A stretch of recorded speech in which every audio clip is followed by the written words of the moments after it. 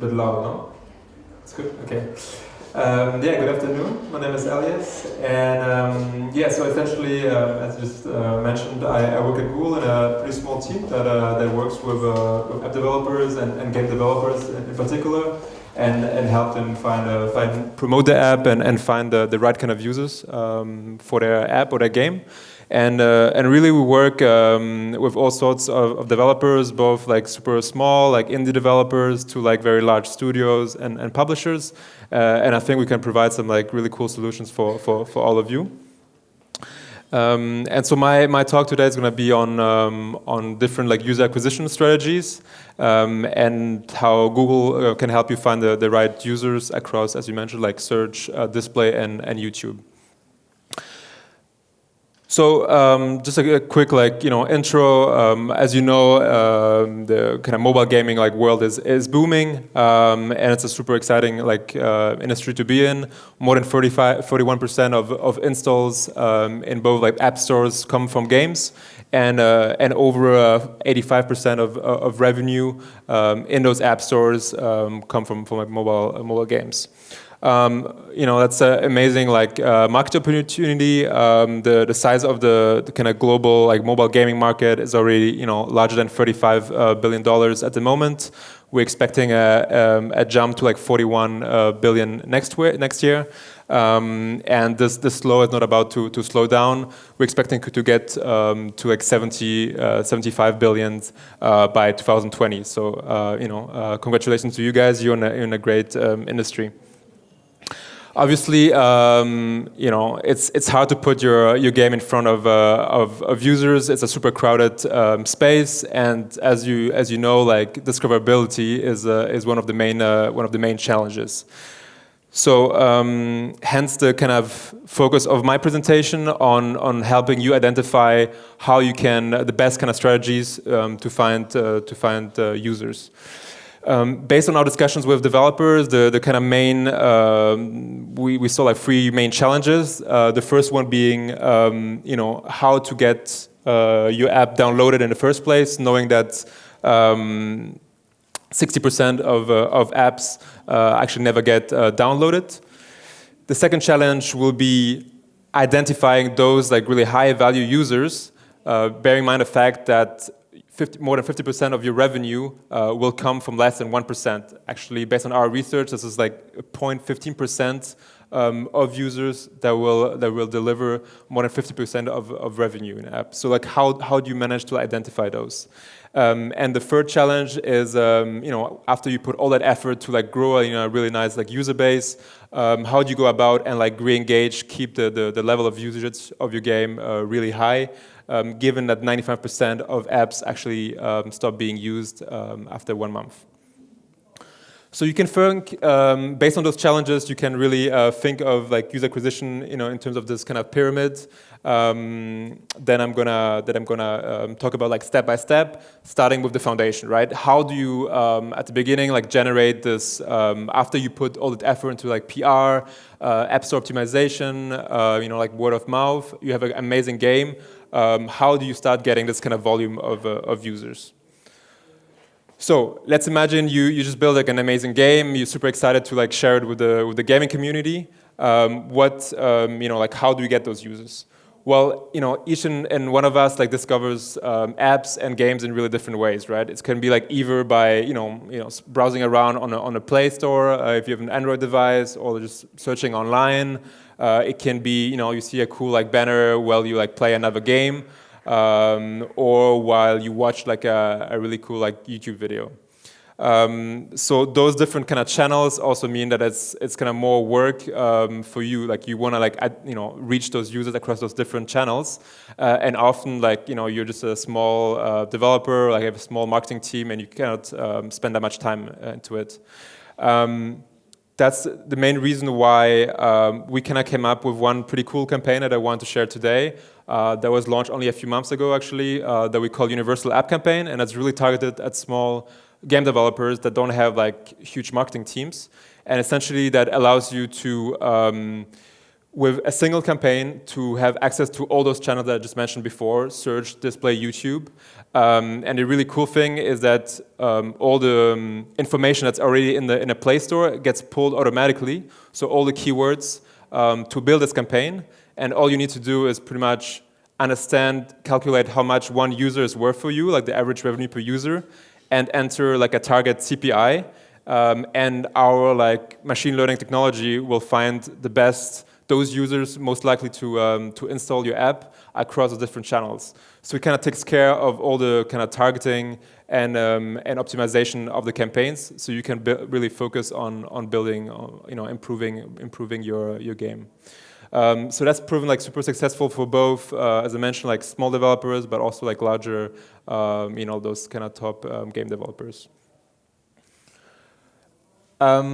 So once you kind of have this kind of pool of users, or you're growing this pool of users, you'll get more and more information in your like analytics system on who the most valuable users are, both in terms of like which are the whales having the highest like in-app purchases, or the ones spending most time in your apps, reaching the highest levels. So how do you reach out to those ones in particular? How do you get like one level deeper?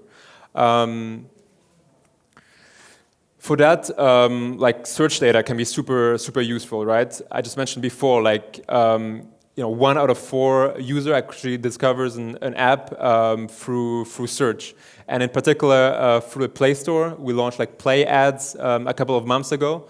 And if someone looks for like, let's say like an adventure game or some like casual game, your ad will kind of pop up at the top, just above the kind of organic results. So you like really you put your game right in front of users while they're actually looking for it. So obviously, of course, that's where we see like amazing kind of CTRs. And given the amount of 1 billion people with Android devices, this is a great place to be. Search is still like a really powerful kind of marketing channel, actually more so than like kind of like social ads or like video ads at the moment, which kind of makes sense, right? Because users are actively looking for one particular app, one particular game at some point. So your ad will really like resonate with them because they're actually looking for it. The second channel I really want to highlight that works super well with most of our gaming clients is YouTube. Obviously, being the second largest like video platform and the third largest like social sharing platform, you have a lot of like really kind of high quality users to show your game to. And a really cool thing for you, especially in the mobile gaming industry, is that 50% of the views on YouTube actually take place from mobile devices. And we calculated that one YouTube user is actually twice more likely to download your game than a standard user. What's also pretty interesting is a kind of correlation between time spent on YouTube and time spent within the games. Based on the research we did with another research firm, we found out that an additional 5 minutes spent on YouTube led to a 2-minute increase in time spent within the game. And that goes this correlation is higher than for other like kind of social networks such as like Facebook or Twitter.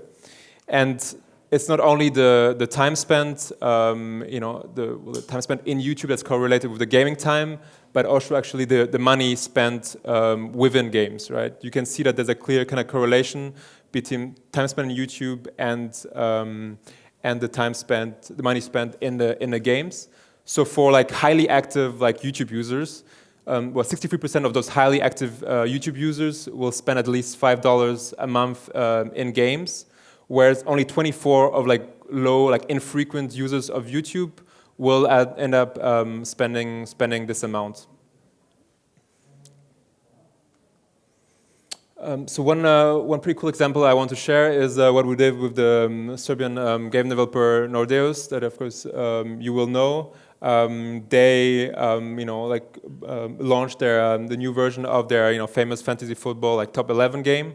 and really had two things in mind. First of all, kind of have like a big, big promotion during the launch, and also really create awareness for their target segment, so like soccer fans.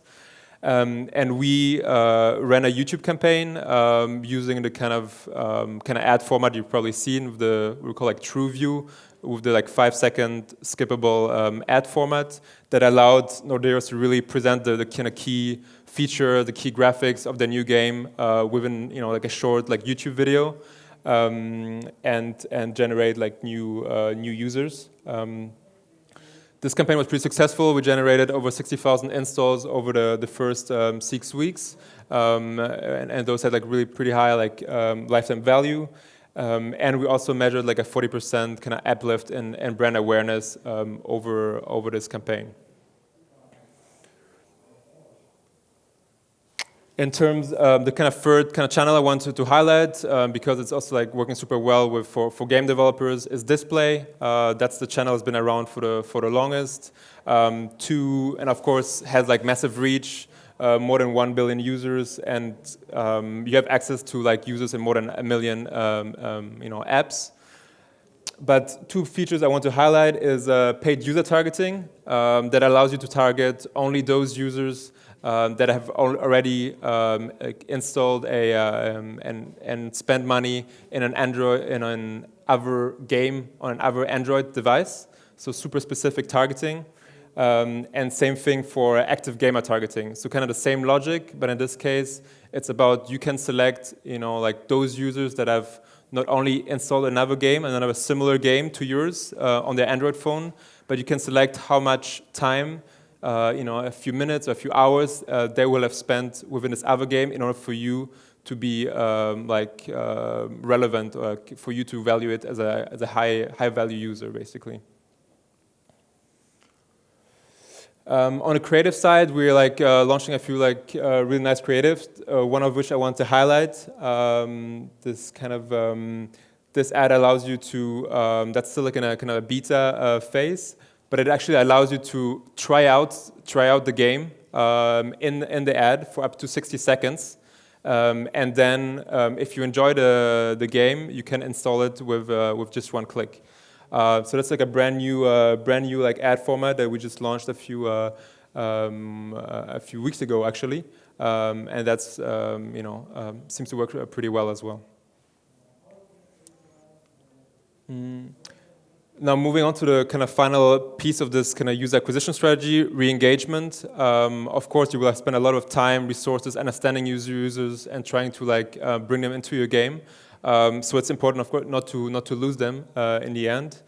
And one way to address them would be to identify those users that have reached a certain level in your game or spent a certain amount that you already identified as like high value users, and I just wanna re-engage or keep up the activity level. So like upselling and cross-selling through like deep linking is like a very common way for like our clients to re-engage their users. It's also a way to drive engagement for those users who have downloaded your app, played a few times, but are not using it very frequently. And also to foster loyalty, so increase loyalty with those like high active, high value gamers that you want to stay, that you want to keep engaged. And the last point, you can also cross promote your app titles using these formats. So it's actually a pretty quick presentation. I want to keep it really short today, but essentially in terms of key takeaways. Make sure to address users across all those channels that I mentioned. You want to be visible to those users in all those channels. Be top of mind, reach them in the right kind of moments. The second point, leverage your video content, and if you don't have any, really make sure to spend some time. There are a lot of free tools, even offered by Google, to create your own video that you can use for some YouTube campaign or on other platforms. Given that we spend more and more time on video platforms that we share video content, that's a very important channel, especially for game developers. And the third point, in terms of harnessing, using the power of automation, I mentioned this one campaign with Universal App Campaign. That's working super well for those developers that don't have huge marketing resources and budgets. Those like free tools that you can start even like with minimum budgets. Super easy to test your new app during soft launch, for example, or if you want to see how your game resonates in specific markets. Fully automated tools like Universal App Campaign can be super useful for all sorts of developers, and I highly recommend to just give it a try. Thank you very much. Do you have any questions? I think